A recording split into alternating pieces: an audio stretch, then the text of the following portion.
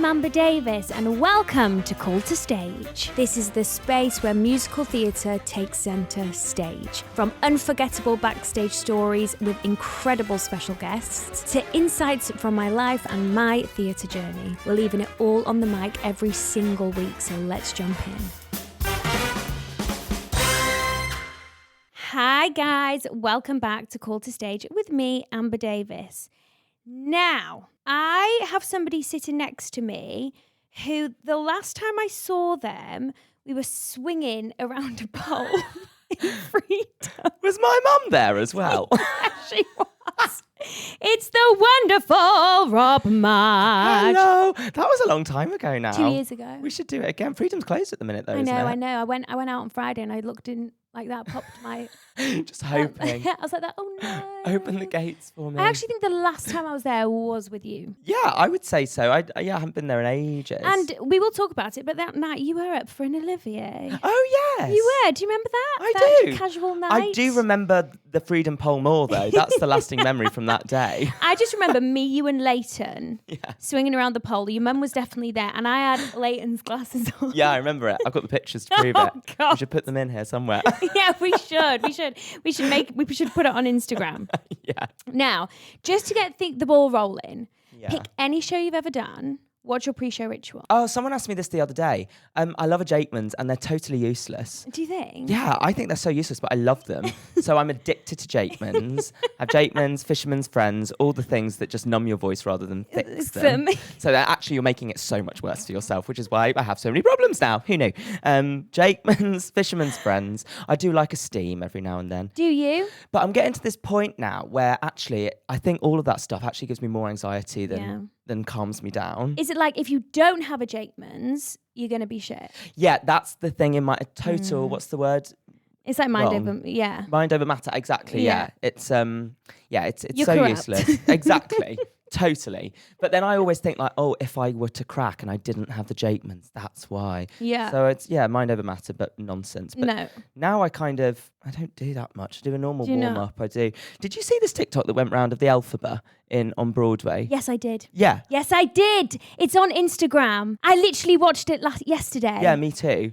And her vocal warm-up literally starts from the minute she wakes up. The minute she wakes up, Yeah. and she doesn't speak until she gets into the theatre. But she's popping every single tablet and doing all of the things. And The if it works nebulizer. for you, amazing. But oh my gosh, I would have so much anxiety. I know. That is what you call selling your soul to the job. To be fair, I can't compare. She's Elphaba. Yeah, Like, she is.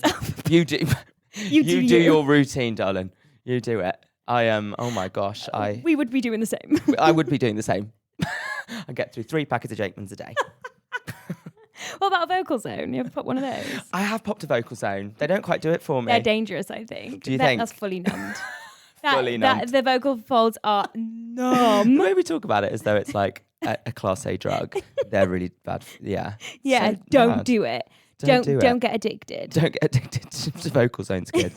It was the number one piece of advice my vocal coach gave me. It was like, don't do any strepsils, vocal zones. Don't do it. Oh, was it? I ignored it immediately. Yeah, Because that's me. that's me. But yeah, she was right. But that's what I do. So that's my pre-show routine. Useless things. Now, I've only discovered this about you today. Yeah. Child performer. Oh, really? So you did Mary Poppins, Yeah. Macbeth, Yes. Oh my gosh. She's done her Oliver. research. No one knows about Macbeth. Yeah. Gavroche at the O2. Yeah. I want to delve into all of this. Matilda, world premiere. World premiere. Funny story about Matilda. I was the one and only, well, there were 3 of us, 3 boys that played this part. We were the only Reginalds. It got cut when it moved to London. So if you look on the Wikipedia page of Matilda the musical, it's got all the children and it's got, like when you say Stratford cast, London cast, Broadway cast, how they have the column. It's got Reginald, Rob Madge, Tom McGarity, Elliot Allenson, Stratford, and then does not appear. Oh no! So that's iconic. And what was the reason why that role was cut? Oh, there were 11 children. They wanted 10. And Reginald didn't add much to the party, I'm afraid. Oh, did he not? No, he had a swing. And And that was it. yeah, he was also the only kid that, for some reason, wasn't allowed to do any of the, the PE stuff in that Smell of Rebellion song. All the kids jump over a vault or do like a somersault. Reginald. Did you get nothing? I got a attempt and then and then Oh, fail. what a shame. I know. I was like, I could do this somersault. You could. They looked at us. They were like, these boys cannot handle this vault. So yeah, poor Reginald. But Oh yeah, no. So Gavroche at the O2. How old are you? 14. You were I 14, know. Rob, Tiny. and you played the O2 Arena. Yeah, I know. 14 and played I the would- O2 Arena. I would have retired after Out of that. context. Yeah. But that's I know. big time. I basically did. I was like, I've peaked now. It's all over. I went to university and How So- did you cope with that? I think it was just fun.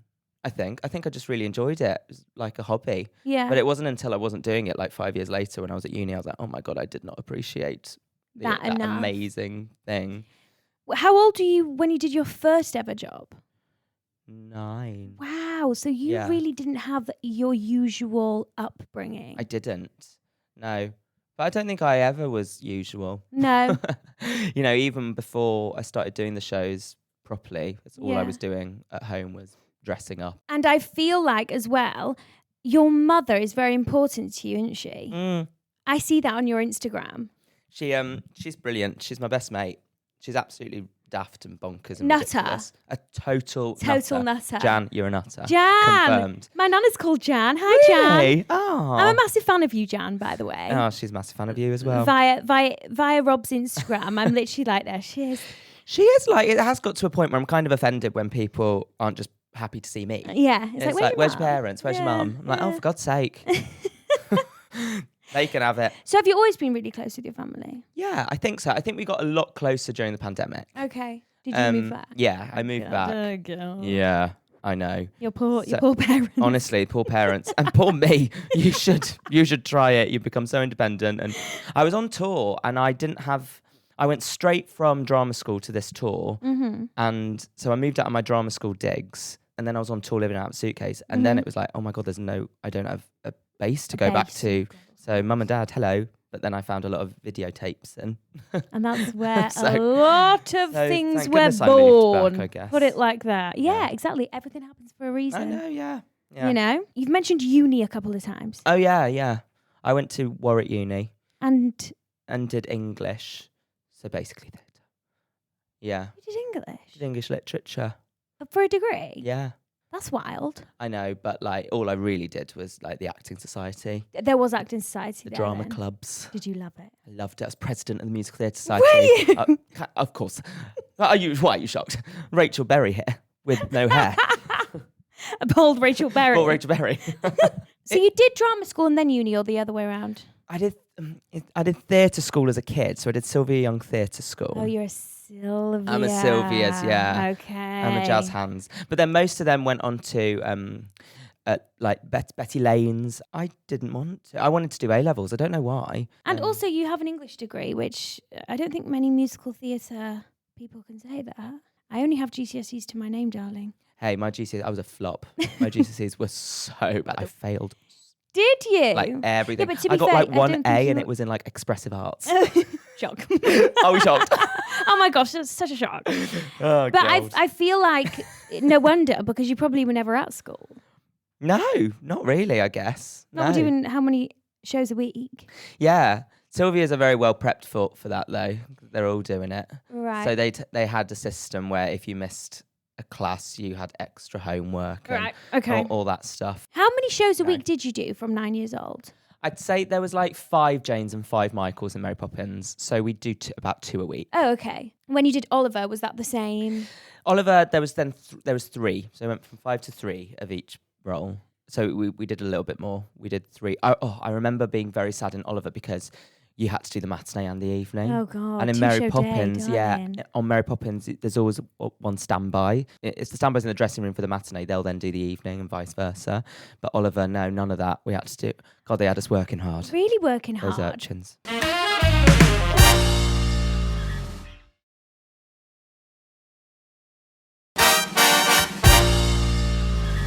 And then adult life. Oh yeah, Very really dumb. lame is. Yeah, And then it got cut. and then it got Sorry. then it got Oh, sorry. cut. Yeah, all the theatres closed. Didn't they? Pandemic. Yeah, it was a sad time. I did it as an adult. I played the man who gets crushed under the runaway cart. Not very your type of Not my casting. casting. No, a bit part, but you know, we have to do those jobs every now and then. But it's still on the CV, darling. It is. I tell you what's something really funny about that story. That part always gets cut if there's like a concert version or something. They always get rid of the runaway carpet where Valjean has to lift this.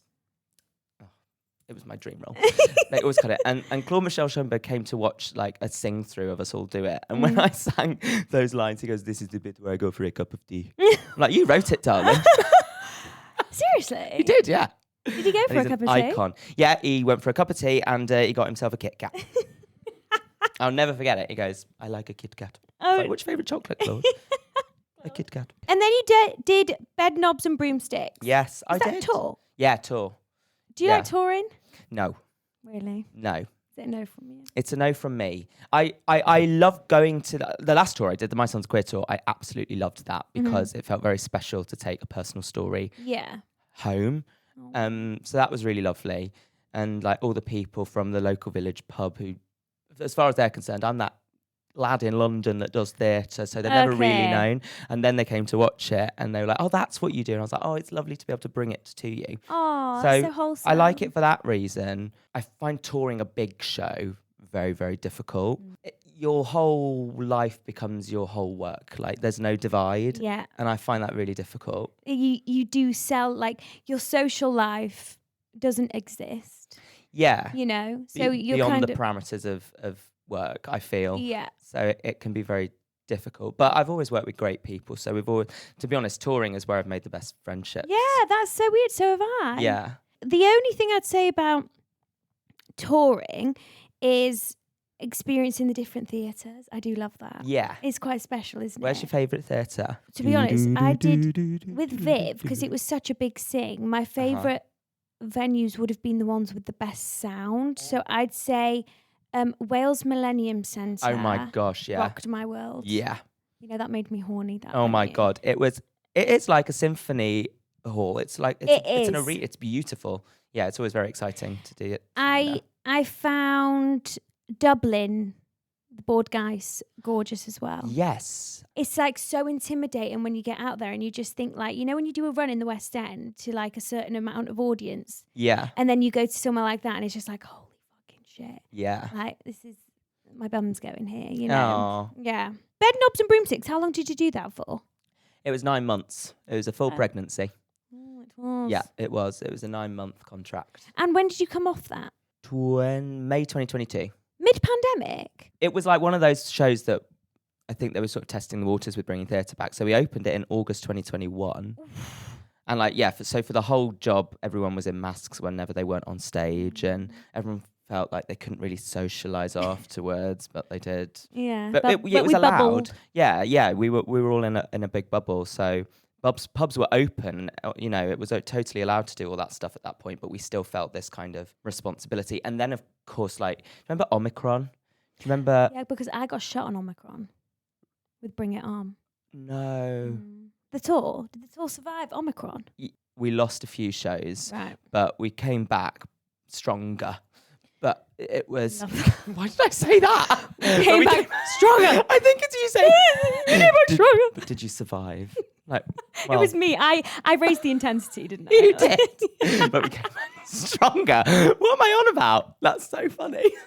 She go red. That's the most embarrassing thing I think I've ever said. I actually have the funniest story about Omicron, right? Well, it's not funny at all because we were so sad when we got cancelled. So with Bring It On, we got cancelled 9 months early. It was meant to be a tour. There was a scent of COVID in the building. Right? One of our stars, Lewis Smith, who's a gymnast, wasn't feeling too great. So he was wearing a mask on the side of stage. Sorry. And I just remember that the boys were entering, you know, they're like gymnast boys, you know, entering the scene. And I just looked at him and he was walking onto screen, into the scene with a full He mask forgot. on his face.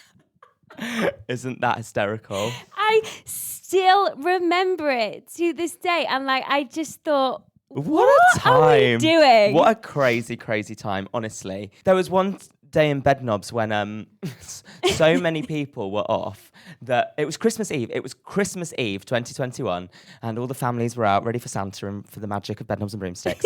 And there wasn't anyone in the building that was insured to do the special effects. Okay. So so Diane Pilkington, West End Wendy leading lady, former Glinda and icon of life, had to literally put a broom between her legs and like just hop while we're all doing this like these huge vocals, these huge magic like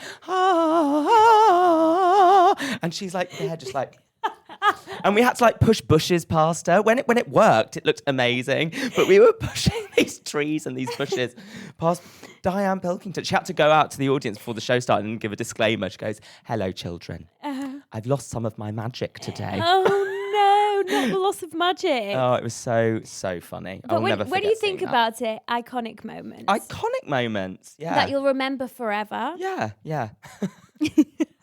Oh, I hope she doesn't mind me saying that. But it was an iconic moment, and you know it was. And then you went on to do Millennials with a couple of people who we've had on here, actually. Who have you had? Georgina Castle, Hannah Lowther, yourself. Luke Bayer was in this morning. Was he? He was indeed. Giving him a little interview. He actually told me to say to you, Barry M. And I'm literally wearing it now. Barry M. Oh, where is it? You're going to have to give us context to this because Luke didn't. Luke Bayer bought me this, and whenever he comes to see me in a show, whenever I go and see him in a show, it's our tradition to get each other this plumping lip gloss. So on Millennials, Luke had this lip plumping gloss, and I thought, oh, that makes his lips look lovely. So can I have some, please? And he introduced me to it. Anyway, the funny story is, I went to go and see him in Ushers, which was at the other Palace. And he saw me on the front row, and there was an interval in it. And in Act 1, he looked perfectly normal. Then he saw me on the front row. And then the interval went by, and he came back. And when I tell you, the lips looked insane. Like, he looked like he had got fillers in the interval, like fully, like he put too much on. I watched it, I was like, Luke, that's dangerous. And everyone around me was like, what's happened to Luke Bayer's lips? Were they just swelled? They just, yeah. So you're meant to put like one little coat on, and this is XXX plumping. Oh. Was it XXXL? So this is intense. You're meant to do one layer, and Luke literally just keeps going and going and going and going and going. It looked like he'd been stung by a bee in the other Palace. I was like, Luke. The usher started perfectly normal, and then by Act 2, the usher was like that. And Luke was like, after the show, goes, "Did you see my lips?" I went, "Could I miss them, Luke?" Everyone in the theatre was talking about it. You should have seen his castmates when he walked on. They were like, Luke. I wonder how many people are going to now go and purchase that gloss. Yeah, not sponsored. Yes, you should get sponsored by them. We should. Wasn't I referenced in Ushers? Were you? I think I was. Yeah, probably. I think, was it something about... Wait, it might not have been Ushers that it was. Yeah, you might have been. There was many a pop culture musical theatre reference in Ushers. I heard my name was mentioned. It probably was. I remember I wasn't, and I was gutted. I was like, oh, they've got everyone except me.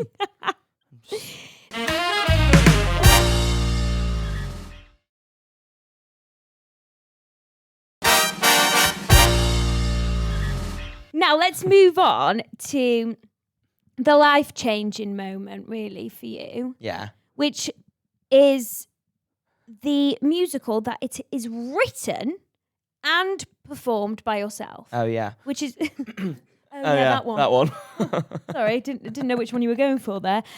My sons are queer, but what can you do? Yeah. I saw it was a gorgeous little bio about the show, and it was about your love for Disney and dressing up as a child, and also inspiring your journey of discovering that you are non-binary. Yeah. What even made you think to do this, like write this? So I was sharing a lot of the home videos in lockdown, because I thought they were really funny. And then someone left a comment that stuck with me. Mm-hmm. And it's just literally in response to a video of me dressed as a little mermaid and my dad, like, being the sea witch. I posted that, and then somebody replied, and I remember the comment. I put it in the show. It goes, "Hi, my beautiful little girl is now an extremely handsome little boy, and I'm blessed to have him as my son. But unfortunately, when we came out to his friends' parents, a lot of people have turned their backs on us." And she goes, "And I don't really know what to do, because I'm just letting my son be himself, and that people have a problem with that." And she essentially said, "What do I do?" And my dad responded and he goes, well, if our only duty as parents is to let our kids be what they want to be, then we're doing a pretty good job. And I was like, that's so beautiful and so simple. But I was suddenly really proud of my dad. I was like, I had a newfound respect for him because he's the blokiest bloke ever. And he's an electrical wholesaler. He doesn't. Okay. He's not. I say he's not into theatre. He is now. I forced him to be, but he's not. I don't come from a theatrical family at all.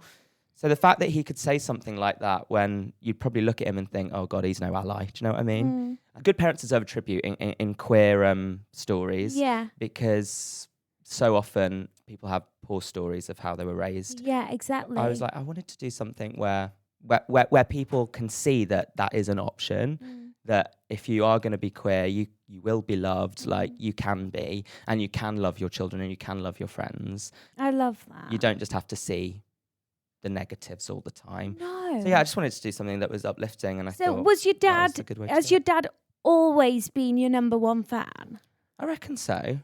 That makes I'm such a family girl, so that Yeah, me too. that is like Yeah, I'm very lucky. Yeah, they've just like gone along with it the whole time. They've never questioned or. they let you be who you wanted to be from a Yeah. young age. You can see that on what you post. Yeah. Especially from when you were little. Yeah, to a point where I was like a tyrant. I mean, I was an absolute nightmare. I was a twat. Where- I was a twat. And he was a shit stage manager. Oh He my was. God, he was on Special Effects. Oh, that would be Grandad. probably. Grandad. That'd I've be seen Ray. Grandad. Yeah, Ray was on Pyro. Yes, I saw Grandad. There was a couple of costume changes as well, wasn't there, when you were younger? Yeah. Oh, a couple. Quite a Oh few. my gosh. Yeah. The airing cupboard was Wardrobe Village. Was it? It was. Yeah. Did you have a dresser? Jan. Mum. Yeah. And Eva, Grandma, Granny Grimble. She sewed me all my dresses. She really did. She sewed me like princess Did dresses. she? Yeah.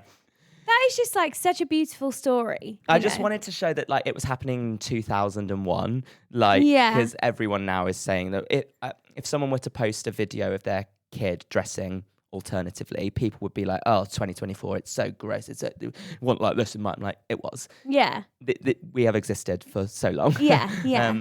And we got the videotapes to prove it. Was what I wanted to kind of show And people. Did you ever in a million years think this show that you wrote, literally from like the purest of hearts, would ever be up for an Olivier, number one, and number two, transfer into Broadway?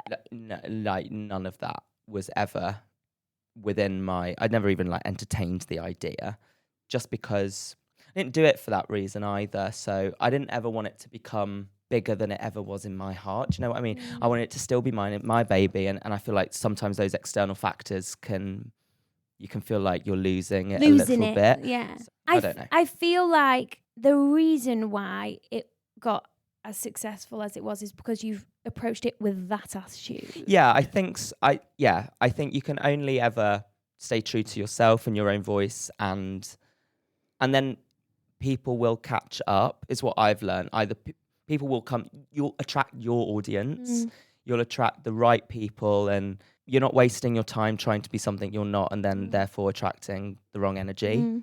That's what that's what I try and go about my life thinking and feeling. But yeah, law of attraction, I believe in all that stuff a lot. And you're so inspiring. Like you are. You too. Also, do you want to know a fun fact? You know Yes, please. that morning that you got announced, Yeah. it was me that was doing the announcements on YouTube. It was. Oh my gosh, it was. It Of course was. it was. I screamed. Because you put a video up and it was my It was voice your in the voice, back. yeah, I and remember I thought, it. how crazy is that? I know. Oh my gosh, yeah, very special. You did write another musical with regards to Broadway, Less a musical, more therapy. which I personally think is iconic. Yeah, I'd say so. And an incredible way of healing. Yeah. And a great way to profit off it, really. In it, let's be real. Get me the cash. Get me the cash. Oh gosh, it was. It was meant to go to Broadway. It was meant to go to Broadway. There's still a question mark over that. Yeah, Yeah, I think I got a feeling it's going to go. yeah. Well, we're still working very hard on it, and we are going to do something, I think, but we're going to approach it very differently and just be a lot smarter. Okay. So yeah, it was literally 2 weeks before I was due to have my first show that I found out. I had no idea that was even possible. I didn't think that could happen, especially when the show title and my face has been on the marquee for 4 months. Like it had been there. The theatre was waiting for me, and all the work was being done. We were rewriting. We were going to have a live band, which we'd never had before. So all of those pieces were coming together. I had a cover. You have to have covers in New York, and so I was doing auditions for that. It was like my world. It was everything. So then Time, it's suddenly, energy. yeah. Then it's gone, and you're like, oh gosh, what was the past 6 months about? But then you have to sort of retrace your steps and go, I didn't expect that. I never thought it was going to happen anyway. So then when it came along, lovely bonus, wow. But then you get so warped in sort of what I was saying earlier, you sort of lose it. You lose sight of why it was important to you in the first place, because you get carried away and you get very excited. So as painful and as a really, really hard year, like it's been the hardest year I've ever had for sure. Rob. But I've worked really hard to sort of reframe it in my head. And see it as it's made me fall so much more deeply in love with the show in its original state, and with the people that worked on it, and with my family. I suddenly felt that like, we don't need to go to Broadway. Like the love that I have for my family and my friends, which is what the show is about, is stronger than ever. Stronger than ever. Because in those moments in life, you have to have an amazing support system, and you do have an amazing support system. Yeah, really, really lucky. Yeah. And that situation can make you realise that 10 times more than taking a show to Broadway, your show to Broadway. Yes. Something that struck me whilst I was doing press over there a couple of weeks before all the shit went down, and a question was asked, what category would you think you'd fit in for the Tonys? And I was like, oh, it never ends. No, it doesn't. It never ends. It doesn't. And I get like the razzmatazz of that and how exciting all of that is. But it's like, and then you get a Tony, and then when's the next one?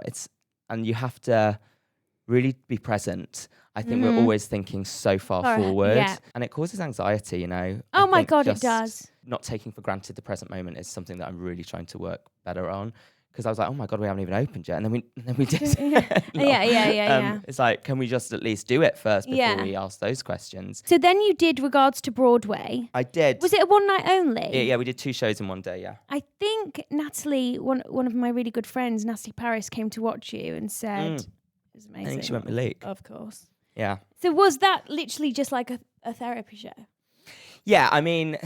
It was actually It was you as Norma Desmond. It was literally me. It was me as Nicole Scherzinger. That was all I wanted to do. The minute I saw those photos of her with a jam donut down her chops, I was like, I am replicating that. It was like the poster. I just thought unbelievable. I know, awful, camp, very, very camp. I wanted to do something that really challenged how funny I could be without all of the videos and the music and I didn't have a director on it. It was really stand-up comedy. And I collaborated with Pippa Cleary, who also did the songs on My Sons Are Queer, and she became a little stooge for me. And we just played about together in her flat, and we put something together and then did it at the Garrick Theatre. I mean, it was crazy. It was a real test of can I be funny without all of that? And it was a really good day. It was a success. It was a success. Always a success. You are currently in a play. Yes. Called Buyer and Seller. Yeah. And you shaved your tash and you're wearing a wig. Honestly, I'm an actor now. People say, what's the difference between My Sons Are Queer and Buyer and Seller? I'm like, I've got a tash and I have hair. Other than that, not much different. Pretty much the same. That is currently on tour. No, it's at the King's Head Theatre. Until October 17th. 17th or 19th, something like that. Yeah. A week on Saturday which I'm going to come and see you. Oh, cool. Well, let me know. Yes. Yeah, so we're at the King's Head Theatre for a couple of weeks, and then we do a week in Plymouth. And then you are a Palladium star. Oh, yeah. So you will be returning this Christmas as in Robin Hood, not as Robin Hood. Not as Robin Hood. So what are you playing? I think Puff of the Trees or something like that. Tree number 3. I think like General Fag of the Forest is sort of like my casting now. But it is your 3rd time doing it. Yeah. Can, maybe give other people the opportunity to be in Palladium Panto? Sorry, no. No. Really kind. I'm relying on that income. Gatekeeper's going to gatekeep. What can I say? I'm just No, absolutely. Come and join us. It's very fun. so we'll be there. Did you ever do it? I'm dying to do it, but they keep using the same people over and over again. They don't even bloody audition. Did you audition this year? No. No, I didn't audition the first No, year. exactly. Michael Harrison saw me as a fish in Bedknobs and Broomsticks and went, "You'd be a great cow." It's true. That's literally Well, how it if you happened. could just maybe, I don't know, drop my name in the next rehearsal I will. room. Why not? Thank you.